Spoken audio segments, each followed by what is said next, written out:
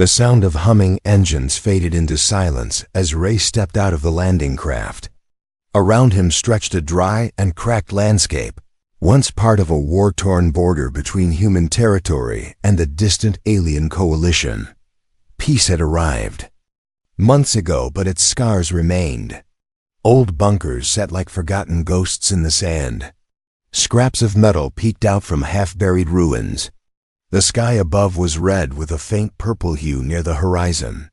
Wind rolled across the ground, carrying fine dust that coated everything. Ray adjusted his tool pack on his shoulder and glanced down at the assignment log. He had been sent here for what the higher-ups called a peaceful cooperation exchange. Nothing dramatic. Just help repair damaged tech and observe the healing of one alien soldier. Simple job, easy in and out, no drama. But the last line of the order made his eyebrow twitch. One-on-one containment.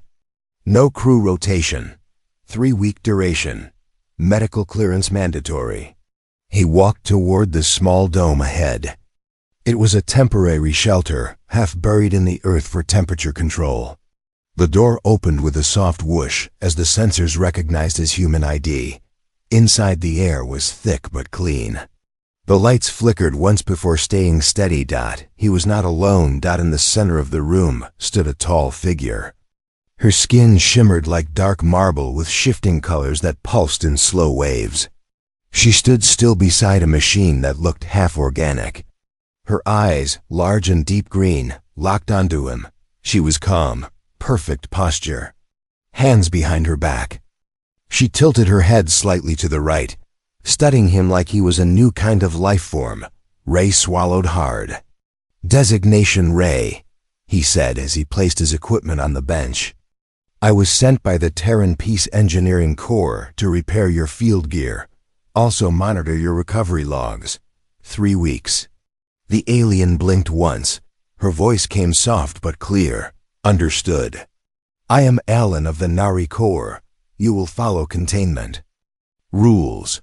No unapproved contact. No questions about anatomy. No sudden movement near the sleeping chamber." Ray gave a slow nod. It felt like talking to a high-ranking officer. She didn't look hostile, but there was a kind of discipline in her tone. Like she had seen real war up close and still carried part of it inside. He started unpacking his tools, trying to look casual, but it was not easy. Something about her presence made the room feel smaller. As he checked the diagnostic pads, he felt her eyes on him.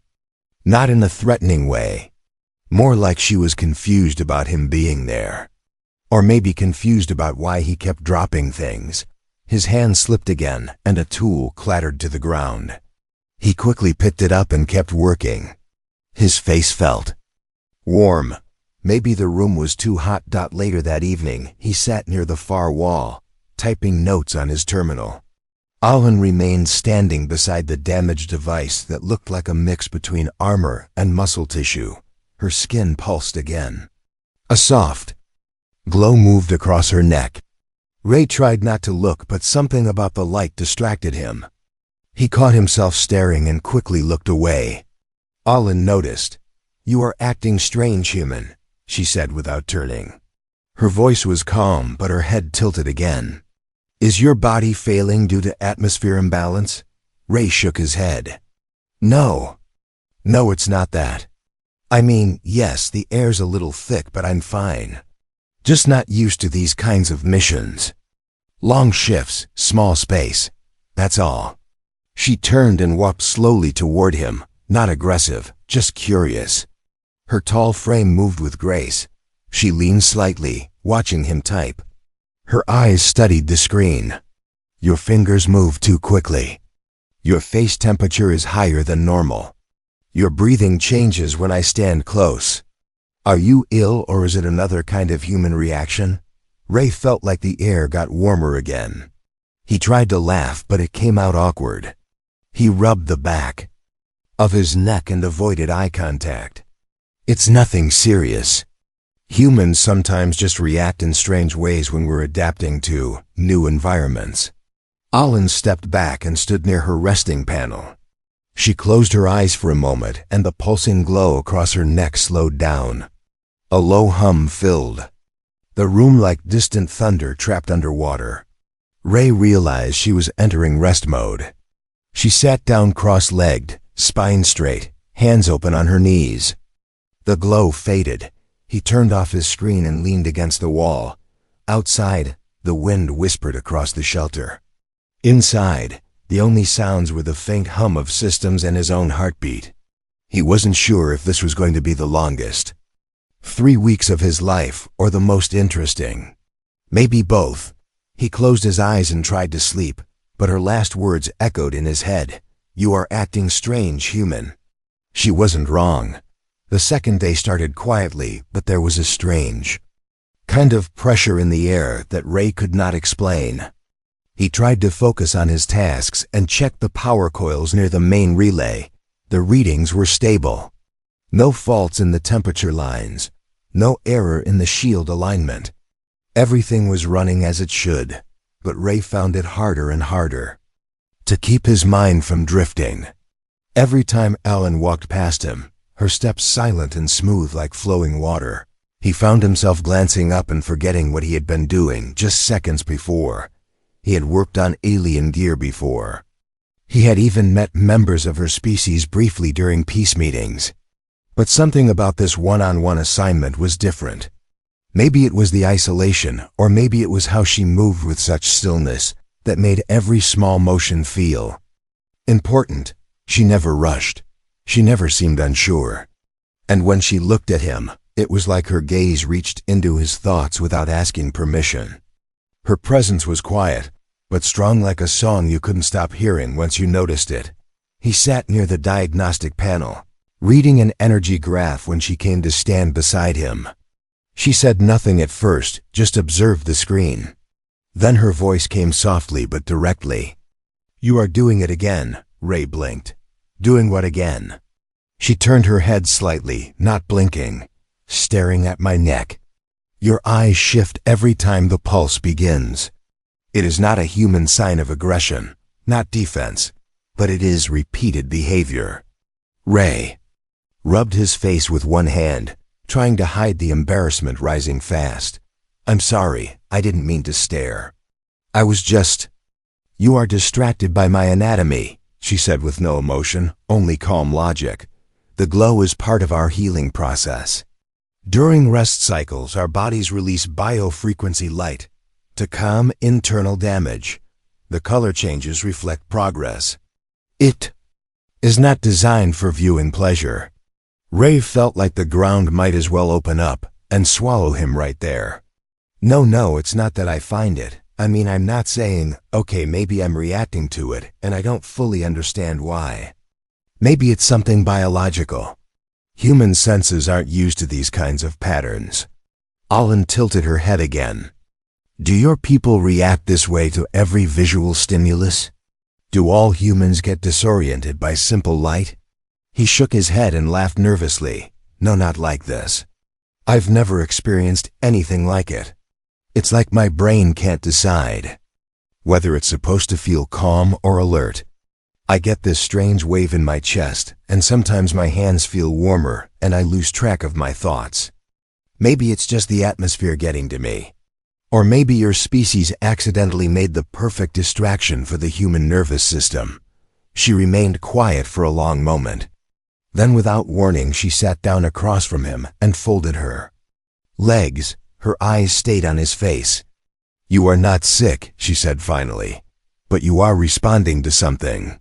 My body gives off low-frequency pulses during cellular repair.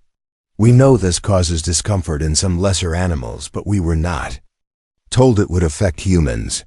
Ray leaned forward with interest. "You mean you've never seen a human react like this before?"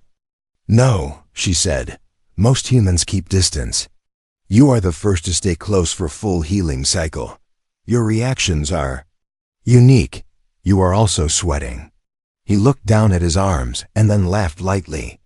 "Yeah, that's kind of how humans deal. With stress or confusion or both. I promise I'm not breaking protocol. I just didn't expect biology to feel like pressure inside my chest." She looked thoughtful. Then she reached behind her and pressed a panel on the wall. The lights dimmed slightly. The glow on her neck faded too, but only a little. "I can reduce healing pulse strength if needed," she said. "But it will slow my recovery." Ray hesitated. "No, don't do that. You need to heal properly." "I'll adapt. I'm just going to keep reminding myself to focus on my work and maybe not stare at glowing necks." Her eyes narrowed slightly. Was it amusement? He couldn't tell. She nodded once and stood again. "Then we both agree to ignore each other's natural reactions for the sake of professional conduct." "Agreed," he said with a small smile. They went back to work, but the silence between them had changed. Before, it was tense and full of uncertainty. Now it felt like the start of something else. A strange kind of understanding, not friendship yet, not comfort, but a shared knowledge that something was happening between them that neither training nor orders could explain. Ray noticed how she adjusted the light again later, just a little brighter. Maybe she was testing him. Maybe she wanted to see how much he could handle. Maybe she wanted to know if he really meant it when he said he would adapt. That night he tried to sleep again, but found himself watching the ceiling, his mind full of questions. Why did her presence feel like gravity pulling him closer? Why did her glow calm his thoughts and stir his heart at the same time? Why was this peaceful mission starting to feel like something much more complicated? He closed his eyes and thought of her words again. "You are acting strange, human." Maybe he was. Maybe strange was the beginning of something important. The third day did not begin with peace or silence. Instead, the sound of alarms broke through the calm air like a hammer smashing glass. Ray jumped to his feet and looked around the room with confusion. The floor trembled slightly and red lights flickered on the walls. He checked the screen on the nearest terminal and saw an emergency lockout message flashing over and over. The dome had gone into full lockdown mode. No exit, no communication, no backup. Alan was already standing in the center of the room. Her expression remained calm, but her eyes were scanning the data at speed. Her hands moved across her side panel as if playing an invisible instrument. Her voice came steady and sharp. "The central circuit has received an outside signal. It triggered the old war protocols. The dome believes we are under threat. It has sealed us in as a containment precaution. I cannot override it without full dual-species clearance." Ray stared at the screen again and felt a cold wave roll through his chest. The system had shut down oxygen cycling to preserve power. They had backup air, but it was limited. He opened the manual valve and checked the remaining hours. 6 hours if shared. 4 if used at full capacity. Less if stress increased breathing. So we're trapped inside this box with no air support and no way to call out for help until someone finds us, or until the dome decides we're safe again. Alan nodded once. Her glow pulsed faintly along her collar and arms. "Correct. We will need to lower oxygen usage to extend survival time. I can slow my metabolism. You cannot. You require consistent intake. I will adjust the atmosphere to human needs. Stand by." She turned away and moved toward the control side. Ray followed, but his vision already felt a little blurred. The sudden fear and limited air made it hard to stay calm. His hands trembled slightly as he reached out to steady himself on the bench. "You said you can slow your system. But how much air can you survive on?" Alan glanced at him, but her response was without hesitation. "My kind evolved in low-pressure zones. I can exist on 1/5 the oxygen your species requires. You must be prioritized. If needed, I will enter rest state and remain so until rescue arrives." Ray didn't like that idea. It made sense from a survival standpoint, but it felt wrong. He didn't want to watch her sit still and fade into silence while he sat breathing freely. That was not balance. That was not cooperation. His head spun slightly, and he sat down. Moments passed and the lights dimmed further. The backup generator had switched power modes again. Shadows stretched across the floor and walls. The only sound was their shared breathing. He could hear her steps as she walked back toward him. She knelt beside him and looked into his eyes. "Your color has changed. You are pale. Your body is struggling. I will share air directly. It is the fastest way." Ray blinked slowly. "Wait. Share air? Like, what does that mean exactly?" Alan didn't answer. She leaned closer. Her hands cupped his jaw gently, and her face moved forward until their foreheads touched. Then she exhaled slowly and deeply. Her breath was warm and full of scent that was not unpleasant, but strange. It carried something more than just oxygen. It carried peace. It carried memory. It made Ray's heart slow and his body stop shaking. His eyes fluttered and closed as she repeated the motion again. In that moment, something shifted between them. Not just air, but understanding. Not just touch, but connection. Her skin glowed brighter near her neck and shoulders. She kept her hands steady and her breathing synced to his. Ray felt like he was floating in a warm tide pulled away from fear and confusion. Time slowed. His senses expanded. His thoughts melted into calm. When she pulled back, his lungs felt full again, and his mind felt clear. He opened his eyes and looked at her. Their faces were still close. Her eyes searched his with quiet curiosity. No words passed between them. But everything had changed. She sat down beside him and spoke again after a long pause. "In my species, that method is usually reserved for partners. It is not meant for strangers, but I deemed it necessary." Ray nodded slowly. His voice came out quiet, but sure. "I understand. And I'm not sure we're strangers anymore. Not after that." She studied him for a moment longer. Then she looked away and adjusted the oxygen filter again. Ray stood and helped her reconfigure the energy flow so the system would run slower and last longer. Their hands worked together in sync. No confusion. No hesitation. Just two minds moving toward one goal. When the system finally stabilized and the room felt safe again, they sat across from each other in silence. Ray looked at her and smiled faintly. "You're acting different too now," he said. "Not just me." Alan blinked once. "Perhaps I am. Perhaps your instincts are affecting mine as well." They did not sleep that night. The power grid continued humming in low energy mode. Outside, the wind scratched at the dome. Inside, the air was warm and quiet. Ray leaned back and watched the dim light above. He thought of how far they had come in only 3 days. He thought of her touch, her breath, her silence, her calm voice in the storm. He knew the moment she leaned forward to help him breathe was not just about survival. It was a choice. A small one maybe, but powerful. A choice to care. A choice to act. A choice that no protocol could explain and no training could erase. Tomorrow might bring more problems. More systems could fail. Rescue might not come soon. But he was not afraid now.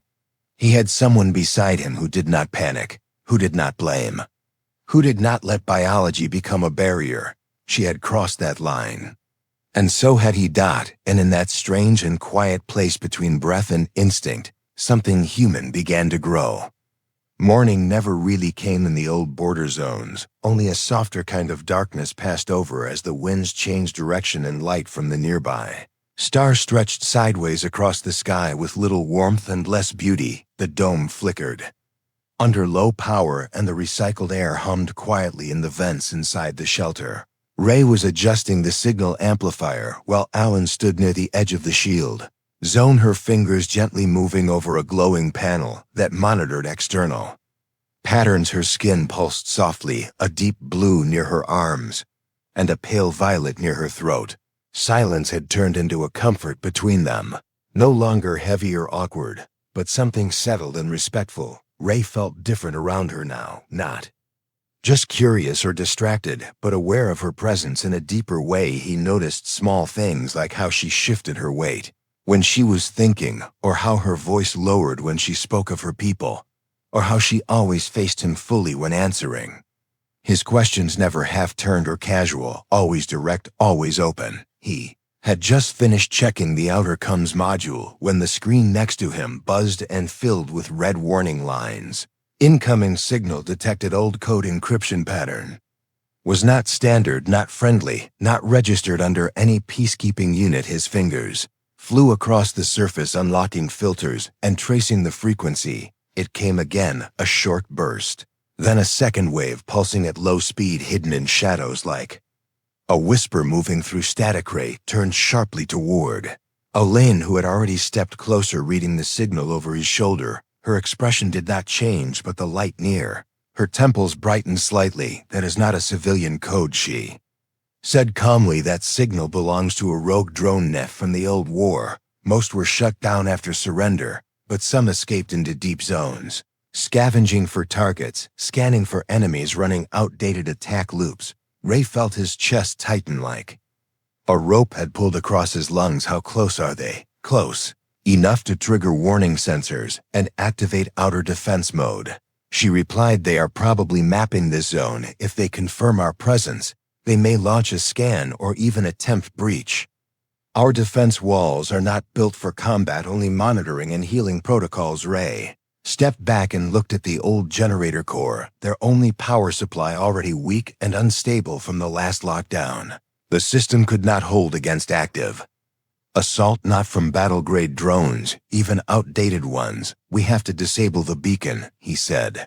If they track the dome signature, we will be cornered without backup. Palin nodded but did not move. Instead, she looked at him, her gaze long and unreadable. If we shut down the beacon completely, we cut off all chances of rescue, even automated medships.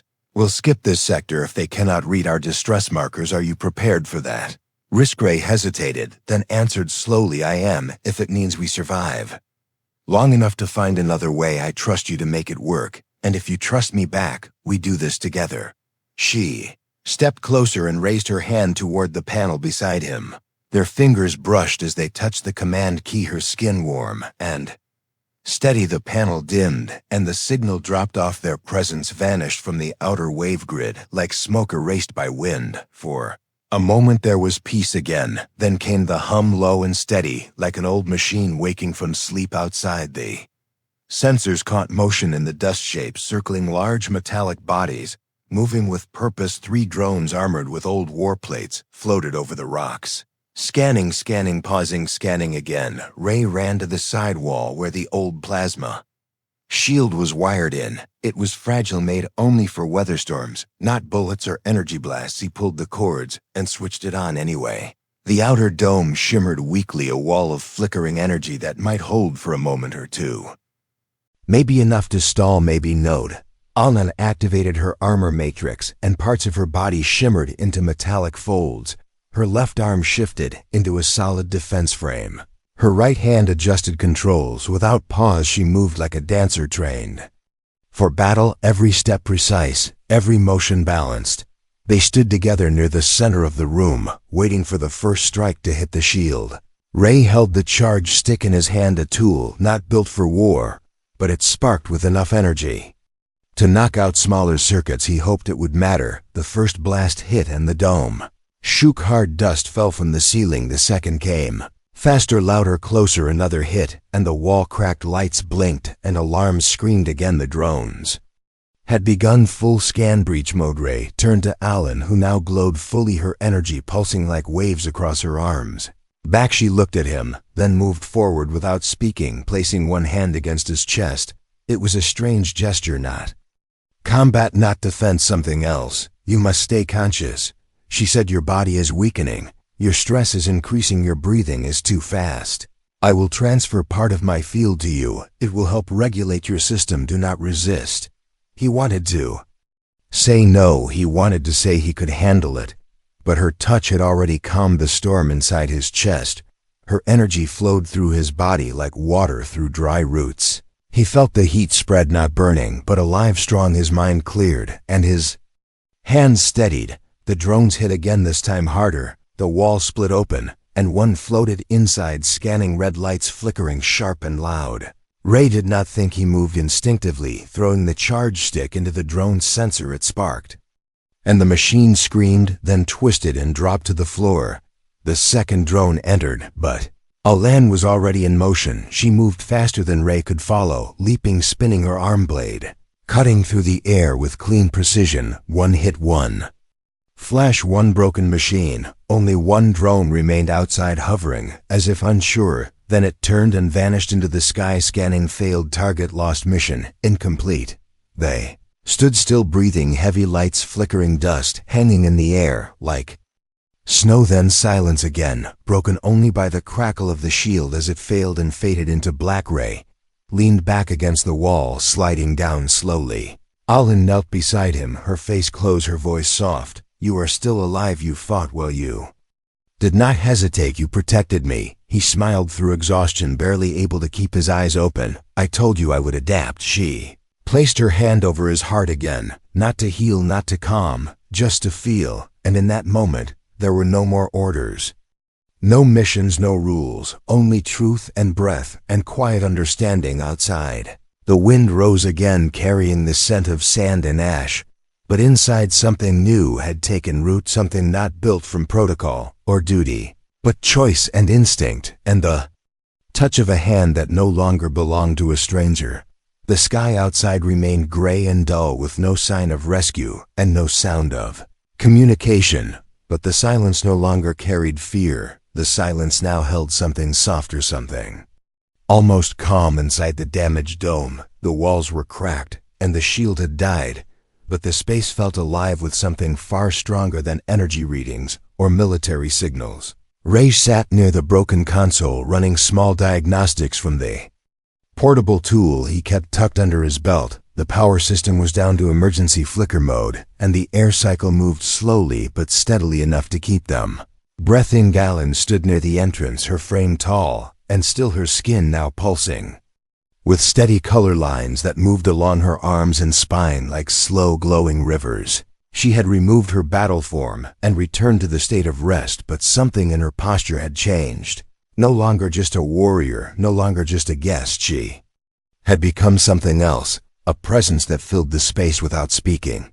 Ray kept glancing at her, not to study her, not to stare, just to know she was there, a confirmation of trust he had not asked for, but now could not let go. You have not spoken much, she said quietly, her eyes still watching the distance through the cracked viewing panel. Your pattern of silence is new. I am attempting to understand it. Ray gave a small, tired laugh, not because something was funny, but because his chest felt light for the first time in days. I think my brain is still catching up. Everything happened so fast. Drones, alarms, lockdowns, oxygen crisis. Your hand on my chest, your breath in my lungs, your blade in motion. I mean, I know you said this was a peaceful exchange, but nothing about it has felt peaceful since I got here. Ellen turned slowly to face him, her eyes steady, her voice calm. It was not peaceful, but it was honest, and it was shared, and we are still alive. That makes it meaningful. He looked at her now fully, his face no longer tired, only focused. You saved me more than once, and not just in the way soldiers save allies. You made choices. You did not have to. You broke rules. You adjusted energy for me. You gave part of your life field to calm my system. I want to understand why. She stepped closer, now her movements slow, deliberate. Not as a commander, not as a soldier, but as someone stepping into a space made for connection. Her voice lowered slightly, as if words carried more weight now than they ever had before. Your reaction to my healing pulse confused me at first, then it triggered my instinct to observe, then to protect, then to connect. Your breath changed, your voice changed, your energy pulled at mine, and instead of resisting, I chose to follow it. I have never shared that kind of space with a human, not even in training or alliance circles. I think I was waiting to see if it would pass, if it was just biology, but it has not passed. It has deepened. Ray stood now slowly, not rushed, not dramatic. He walked over and stood a few feet from her, close enough to see the glow behind her eyes. Not just on her skin, but inside, something bright and thoughtful and steady. Then maybe it is not just instinct, maybe it is something bigger. Maybe it is the fact that in a place built by war and silence, we found something that felt alive, something that made us both act different, and maybe different is what we were missing all along. They stood in that space for a long, quiet moment. The broken dome no longer felt like a trap. It felt like a chamber of truth, a place where machines failed, but connection lived. Ray lifted his hand and without speaking, placed it gently against her shoulder. Her body did not pull back, her glow responded. Softly rising and spreading like water touched by sunlight. Sound crackled from the com station, low and distant, but real. Someone was calling through the static, repeating a recovery code, followed by clearance signal from the outer fleet. Ray moved quickly and activated the panel. It was weak but stable, and the voice confirmed that a transport ship had entered the zone. Following signs of unusual drone activity, they had come looking for survivors, not expecting to find anyone, but ready to collect data. Now they were 10 minutes out, preparing for landing. He turned to Alan and smiled. They are coming. We are not alone anymore. She tilted her head and watched his expression change from relief to something else, a hesitation, a wait. Behind the joy, you do not look fully glad, she said. I am glad, he answered. I am grateful, but something inside me does not want this to end, not just because I fear losing you, but because I fear they will try to explain away what happened here. They will say it was stress or protocol failure or temporary exposure effects, and they will not understand that it was more than that. She stepped forward now and placed her hand over his chest again, the way she had when everything was breaking apart. Her eyes searched his, not for logic, not for answers, but for truth. Then we do not let it end, she said. We request continued assignment. We return as a joint team. If the system resists, we offer evidence of efficiency. We show them that shared survival creates stronger outcomes, and if they ask why we request this, I will tell them, I am still studying you, and you are still acting strange in your reactions. Require further examination. Ray laughed fully this time, the sound echoing off the walls of the old dome, and I will tell them that maybe strange is just my way of learning to care, and maybe I do not want to stop learning. Ship landed minutes later, and the dome was filled with light and sound again. Officials arrived with questions and scanners and medical pads, but Ray and Alan answered calmly together, always with clarity, always with respect, but never with full explanation, because not everything needed to be explained. Some things just needed to be lived. Days later, when departure assignments were distributed, Ray received notice that his name had been paired with a Nari officer for extended off-world exchange. Her name listed clearly beside his room, marked beside hers, his duty shared with hers. And when he boarded the next transport and saw her waiting near the entrance, glowing softly in the center of the deck, she looked at him and said once more, you are still acting strange. Human, is it still because of my anatomy? And Ray smiled without hesitation. Now it is because of you, he said, and this time he meant every word. The end.